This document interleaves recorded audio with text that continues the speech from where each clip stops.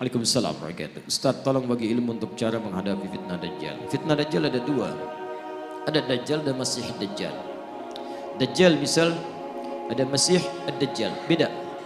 Kalau Masih Dajjal itu makhluknya tanda akhir zaman. Kalau Dajjal disebutkan itu biasanya sifat-sifat yang menyerupai sifat Dajjal. Contoh, kita ambil misalnya di hadis riwayat Muslim. Di kitabnya halaman 111 jilid pertama, posisi paling kiri sebelah atas, bab yang keempat, hadis nomor 6, riwayat hadis Abu Hurairah radhiyallahu taala anhu. Kalau ingin mirip bukunya cari syarah Sahih Muslim, syarah Imam An-Nawawi. Saya punya 9 jilid warna biru dongker, cetakan tahun 2002. Saya beli 26 Juli di Husainiyah di Mesir, cetakan Darul Hadis. Lihat baik-baik hadisnya. Sayati akan datang alaikum pada kalian semua fi akhir zaman, di akhir-akhir masa kehidupan, dajjaluna kadzabun. Disebutkan dajjal, jamak lagi bentuknya, para dajjal, kadzabun yang terbiasa berdusta. Baik, apa dustanya? Ternyata bukan urusan dunia. Kalau dusta urusan dunia, zaman jahiliyah juga sudah ada. Coba lihat, orang jahiliyah dusta, makanya turun ayat wailul lil mukadzibin, celaka para pendusta. Orang jahiliyah curang dalam bisnis, turun ayat wailul lil mutaffifin. Bukan urusan itu. Dustanya yuhadditsunakum bima lam tasma'uhu wa la yasma'unahu aba'ukum. Mereka akan banyak berdusta tentang urusan agama kalian. Mereka pandai bicara kepada kalian, menyampaikan sesuatu yang kelihatan benar, padahal itu begitu mengagetkan.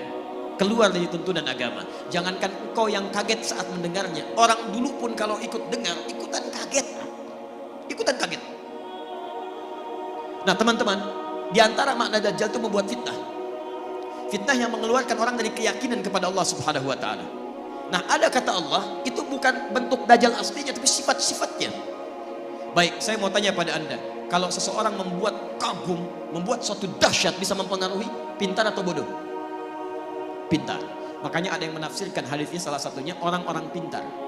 Tapi dengan kepintarannya dia bicara masalah-masalah agama, tapi tidak ada ilmu di dalamnya, malah mengeluarkan orang-orang dari keyakinan kepada Allah. Maka kalimatnya bisa membuat orang kaget. Jangankan orang itu, kata Nabi, orang dulu pun kalau dengar itu akan ikutan kaget. Contoh, Quran surah kedua Al-Baqarah ayat 204 sampai 207, paling kiri sebelah atas. Wa minan nasi may yu'jibuka qawluhu fil hayatid dunya wa yushhidullaha 'ala ma fi qalbihi wa huwa aladul khisab. Di antara manusia ada orang yang kalau bicara kata-katanya menarik, retorikanya cantik, kadang-kadang bawa ayat-ayat Allah, tapi hati-hati, mereka itu musuh yang paling jahat. Pernah dengar kalimat ini? Semua agama itu sama. Ya, sama. Menuju pada Tuhan yang satu, mengajarkan pada kebaikan. Semua agama sama, gak ada bedanya. Pernah dengar kalimat itu? Saya pertama dengar kaget, Pak. Bahkan waktu ada bukunya Fikih Lintas Agama, terus saya beli, saya lihat Allahu Akbar, ulama caci maki, Imam Syafi'i caci maki, macam-macam caci maki, ambil potongan ayat-ayat Quran. Saya pikir ini siapa ini orang? Begitu saya ingat hadis ini, saya baru sadar, Allahu Akbar. Kita bermohon kepada Allah kebaikan. Jangankan kita, kalau orang dulu termasuk jahiliyah dengar kalimat ini ikutan kaget, Pak. Saya kasih contoh begini. Dulu beberapa utusan pemuka datang pada Nabi malam-malam. Kata mereka, ya Muhammad SAW, kita memang beda. Lihat kalimatnya, kita memang beda. Mereka sebodoh-bodohnya orang jahiliyah masih ngaku kita beda. Hanya perbedaan kita tidak harus menjadikan kita berselisih. Gini aja deh, kami malam ini nyembah Tuhan kamu, kamu besok nyembah Tuhan kita. Setelah kalimat ini keluar, turun satu surah, Qul ya ayyuhal kafirun. Katakan, hei orang-orang kafir. Kafir itu dari kata kafar, diserap ke dalam bahasa Inggris di cover. Ya, bahasa Inggris banyak yang mengambil dari bahasa Arab. Gula, sugar, dari sukar. Kopi, kafi. Kohwa, dari kahwa. Kucing, cat, dari kitun. Kitun, itu kucing rumahan. Ya, kitun. Kalau kucing liar, hurrah. Kecilnya hurairah. Kitun, kucing rumahan. Diambil cat. Sekarang jadi kitty, kucing rumahan. Hello Kitty, jadi spray, jadi bantal, jadi macam-macam. Ya. Tuh. Kembalikan. Kafara, ketutup. Yang tertutup. Orangnya kafir yang menutup diri. Jadi misal, ini misalnya spidol. Tertutup begini, ini cover, ada cover, tertutup. Buku ada covernya, isinya tidak bisa kelihatan. Kalau saya sengaja menutup diri supaya tidak kelihatan, saya balik ke sini misalnya. Kelihatan saya, ada penampakan, ya kan? Nah itu. Nah ini kafir, orangnya kafir itu yang menutup diri. Sopan bahasanya. Makanya ketika orang Arab ini orang Arab fasih, paham bahasa Arab, ngerti bahasa Arab, dipanggil kafir oleh Quran, mereka nggak marah. Kenapa? Bahasanya sopan. Hei orang-orang yang masih menutup diri dari hidayah. Kami memang masih menutup diri kok. Maaf saya lompat sebentar. Maksud saya gini, zamannya agak aneh sebetulnya. Ada orang Arab, asli Arab, paham bahasa Arab, paling fasih bahasa Arab, disebut kafir, nggak marah. Orang sekarang bukan orang Arab, nggak tahu bahasa Arab, nggak fasih bahasa Arab, disebut kafir. Apa? Masya Allah. Ya. Kita masih lembut Pak. Kita tuh halus. Islam tuh halus. Ya. Jadi mohon maaf, antum tuh makhluk halus sebetulnya, lembut. Baik, lembut baik, kata-katanya baik. Kalau antum kasar, antum bukan muslim antum. Makanya semua orang lain lembut. Kita pun kalimat-kalimatnya lembut. Coba bandingkan. Saya punya koleksi beberapa kitab yang lain, tapi nggak perlu saya sebutkan. Di satu kitab, orang yang tidak sekeyakinan itu disebut dengan domba, tersesat lagi, domba-domba yang tersesat. Kita masih halus tuh menggunakan kata kafir. Tapi ini perbandingan. Kalau tidak sepakat kita dialogkan ya. Dia jangan cepat marah. Saya pulang dari sini jadi tersangka lagi. Nah, sekarang lihat. Kata orang jahiliyah ini, kita memang beda. Sejahiliyah-jahiliyahnya dia mengatakan kita beda. Kenapa ada orang pintar yang setelah keluar dari jahiliyah dia mengatakan semua agama sama? Itu kalau kedengaran orang jahiliyah ikutan kaget mereka. Sebodoh-bodohnya orang jahiliyah mengatakan kita beda. Makanya ketika risalah Islam datang, mereka merasa ini beda. Ada perbedaan, ada penolakan dari mereka karena berbeda. Orang sekarang tiba-tiba, Masya Allah, saya katakan kepada Anda, maaf ya, yang bilang semua agama sama, itu pintar atau bodoh? Baik, gelarnya ada enggak? Mana ada orang bodoh punya gelar? Lihat S1, S2, S3, Masya Allah, sampai S nya banyak, dingin, dan macam-macam. Belajar keluar dan sebagainya, tiba-tiba pulang-pulang, mengatakan semua agama sama. Baik, ini menunjukkan ada sesuatu yang salah di situ. Nah, sifat-sifat ini disebut oleh Nabi SAW, sesungguhnya sifat-sifat yang tidak baik, yang hanya dimiliki oleh Dajjal. Makanya pada orang-orang seperti ini, kita didorong oleh Al-Quran untuk bisa satu. Quran surah keempat ayat 140. Ingat, bukan mencela, bukan menghina, bukan macam-macam. Lihat ayat Quran ini. Wa qad nazzala 'alaikum fil kitab. Telah tetap ketentuan dalam Al-Quran. Quran surah keempat ayat 140 paling kiri sebelah bawah. Awas ya, jangan dipotong kalimat saya. Saya tidak menyebut mereka dengan Dajjal. Awas, hati-hati.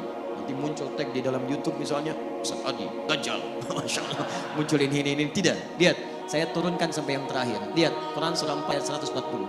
Wa qad nazzala 'alaikum fil kitab. Telah tetap ketentuan dalam Al-Quran. An idza sami'tum ayatillahi yukfaru biha wa yustahza'u biha. Kalau ada orang-orang yang mengingkari isi Al-Quran atau mengolok-olok isinya, ngolok-ngolok, mengingkari macam-macam, membelok-belokkan dan sebagainya sampai ke level yang tadi. Lihat baik-baik. Fala taqudu ma'ahum. Satu, kata Quran, cukup jangan buang-buang energi untuk mencela, membuli dan sebagainya. Cukup tinggalkan mereka. Sudah. Antum terlalu buang energi antum yang mahal. Lebih baik kalimat antum dipakai baca Al-Quran. Tulisan antum tulis status yang baik-baik daripada merespon mereka. Gak ada kerjaan. Jangan kasih panggung kata Al-Quran. Ceramah gak usah diundang, bukunya gak usah dibaca, radio gak usah didengar. Gak usah didengar, isolasi dulu. Dan hebatnya, Al-Quran memberikan sikap demikian. Bukan untuk merendahkan yang dimaksudkan. Supaya dia sadar, saking sayangnya Allah. Hatta yakhudu fi hadithin ghairi. Sampai dia sadar bahwa dia isolasi orang lain itu karena ada yang menyimpang dari dirinya. Saking sayangnya Allah, tetap diberikan hidayah. Cuman mau ngambil atau enggak. Sampai dia tobat, kata-katanya baik, baru kita kemudian ambil kebaikan-kebaikan darinya. Jadi kalau ada yang demikian disebut oleh Nabi sebagai sifat-sifat Dajjal, sifat itu harus tak keluarkan kalau kita sayang dengan saudara kita doakan dia tapi tinggalkan semua hal yang terkait dengan dia. Tinggalkan. Innakum idzam mithluhum. Kalau antum ikuti mereka, dengarkan pernyataannya, ikut kelasnya, baca bukunya, lama-lama antum seperti mereka juga nantinya. Sholat gak dikerjakan, azan di tempat ibadah orang lain, tiba-tiba belajarnya ke tempat yang aneh. Negara kita itu menjamin kemerdekaan tiap-tiap penduduk untuk beribadah. Kita harus hormat yang lain. Cuman di Islam gak boleh ada kaidah, jangan paksa. Quran surah 2 ayat 256 paling kiri sebelah bawah. La ikraha fid din. Antum gak boleh paksa orang lain pindah agama. Gak boleh, dosa antum. Kita tawarkan yang baik-baik. Tapi kita pun diminta oleh Al-Quran untuk zero toleransi. Toleransi tertinggi adalah biarkan orang lain dengan kepercayaannya masing-masing. Lakum dinukum waliyadin. Tapi kita dakwahi dalam kebaikan. Mau ikut, alhamdulillah. Tidak ikut, gak apa-apa, gak boleh paksa. Dan setiap orang yang beragama dijamin oleh undang-undang negara kita. Pasal 29 ayat 1 sampai 2. Ayat 2-nya, negara menjamin kemerdekaan tiap-tiap penduduk untuk memeluk agamanya masing-masing dan beribadah menurut agama dan kepercayaannya itu. Beribadah menurut agama dan kepercayaannya itu. Kita saat beribadah kepada Allah, keyakinan pertama yakin Islam yang paling benar. Itu ibadah tertinggi kita. Ibadah lisan. Turun Quran surah 3 ayat 19 paling kiri sebelah atas. Inna dina indallahil Islam. Makanya ketika seorang mengatakan Islam yang paling benar, satu dibenarkan oleh Quran, dijamin oleh undang-undang. Tidak salah untuk mengatakan Islam yang benar. Jadi kalau ada orang pintar mengatakan di sini, bukan cuma Islam yang benar, dia orang bodoh. Dia orang bodoh. Kalau dia muslim ya, kalau dia muslim, dia orang bodoh. Kenapa? Satu, dia tidak mengerti Al-Quran. Yang kedua, dia melanggar undang-undang. Kenapa antum melarang seorang muslim untuk meyakini itu yang benar? Kita pun gak boleh paksa kalau orang Kristen mengatakan Kristen yang benar. Hindu mengatakan Hindu yang benar, itu keyakinan dia. Tugas kita cuma berdakwah, menyampaikan risalah. Mana di antara kebenaran itu yang menuju kepada Tuhan yang paling benar? Sampaikan kebaikan. Tapi ketika seseorang muslim mengatakan cuma Islam yang benar dan dipersoalkan itu, artinya satu, dia tidak mengerti Al-Quran. Yang kedua, dia melanggar undang-undang. Dan yang paling dahsyat disebut oleh Al-Quran, kalau antum ikutan yang seperti itu, lama-lama iman antum luntur, antum hilang kemudian keimanan kepada Allah Subhanahu wa Ta'ala. Orang seperti itu disebut oleh Quran langsung dengan munafik dan akan masuk neraka jahanam yang pertama kali. Jadi penghuni neraka jahanam bukan orang kafir pertama kali, orang munafik. Lihat ayat ujungnya. Innallaha jami'ul munafiqin wal kafirina fi jahannam jami'a. Maka Allah akan himpun orang munafik ini bersama orang kafir di neraka jahanam. Munafik disebut dulu, baru orang kafir, neraka jahanam. Ya, maaf ya kalau urusan akidah saya tegas ya. Saya tidak ingin ada sahabat-sahabat saya, saudara saya kemudian terperosok dalam keburukan. Karena itu kalau ada yang menyimpang seperti itu, jangan dulu kita keluar kalimat yang tidak bagus, tidak, kita doakan, solasi, arahkan pada kebaikan. Dia ikut, alhamdulillah. Tidak ikut, biarkan. Nah itu yang terbaik. Jelas ya? Halo?